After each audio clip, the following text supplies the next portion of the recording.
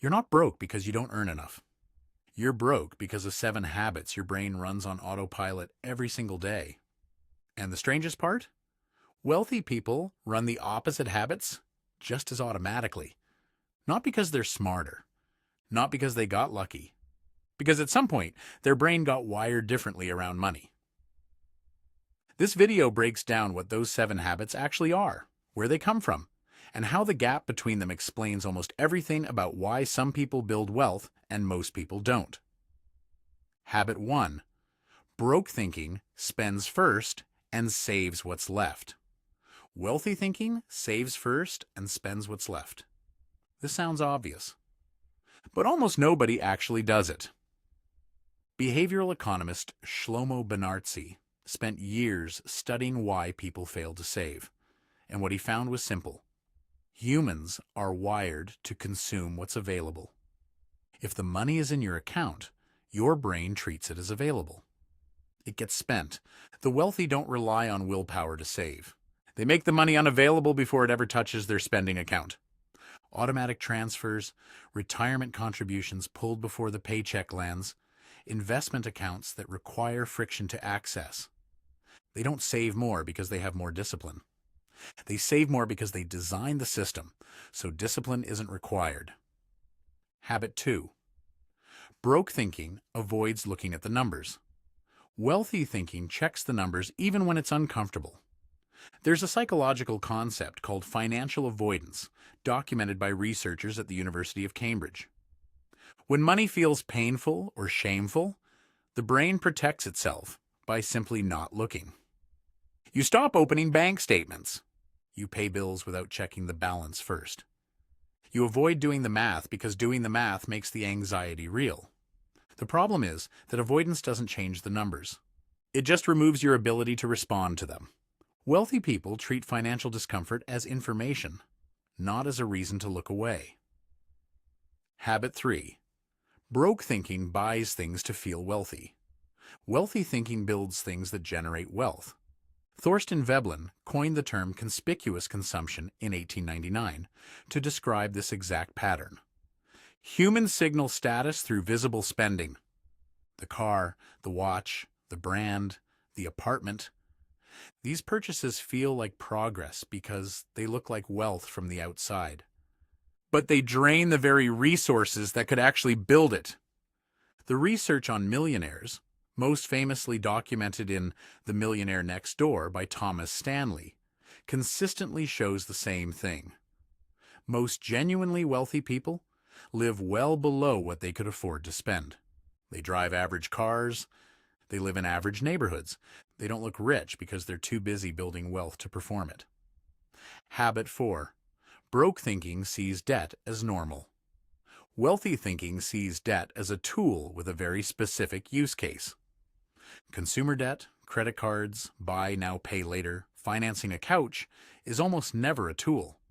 It's a trap that transfers your future income to someone else's pocket today. The average American with credit card debt pays over $1,000 a year in interest alone. That's not the cost of the thing they bought. That's the tax they pay for buying it before they could afford it. Wealthy people use debt strategically. A mortgage on a property that generates rental income. A business loan that returns more than it costs. Debt that produces more than it consumes.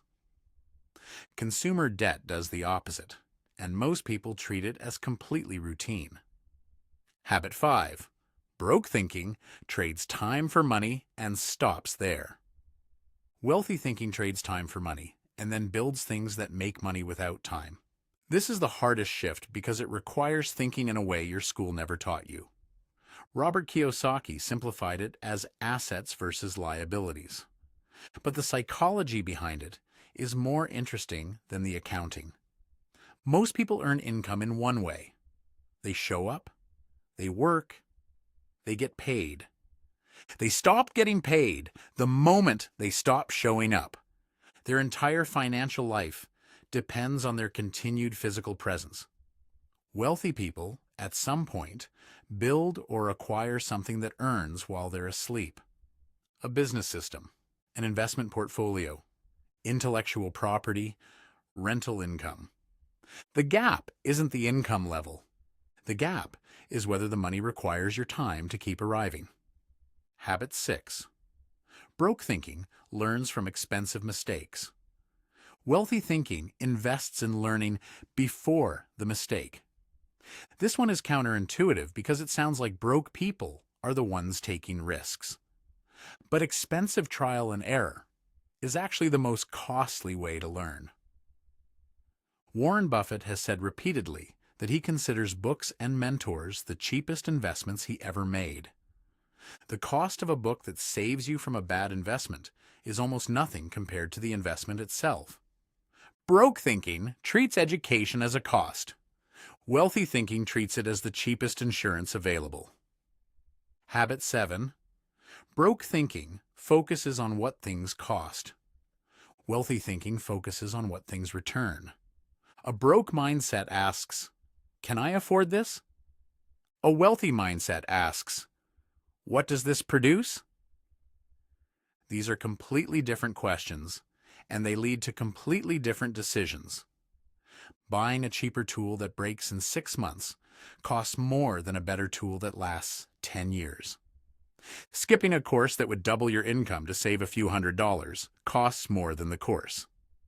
Taking the lower-paying job because the salary feels safer costs more over a lifetime than the risk of the higher ceiling option. The question is never just the price. The question is always what happens next. Here's what ties all 7 together. None of them are about income. Every single one is about how the brain frames money and what it decides to do with what it has. You can give a broke mindset a 6-figure salary, and it will find a way to spend it all. You can give a wealthy mindset a modest income, and it will quietly build from it. The difference is the operating system, not the input. And unlike your salary, your operating system can actually be changed. That's what this channel's about. If any of these 7 hit close to home, subscribe to The Decoded Mind. Every week we go one layer deeper into the psychology your school never taught you. The next one is already queued up.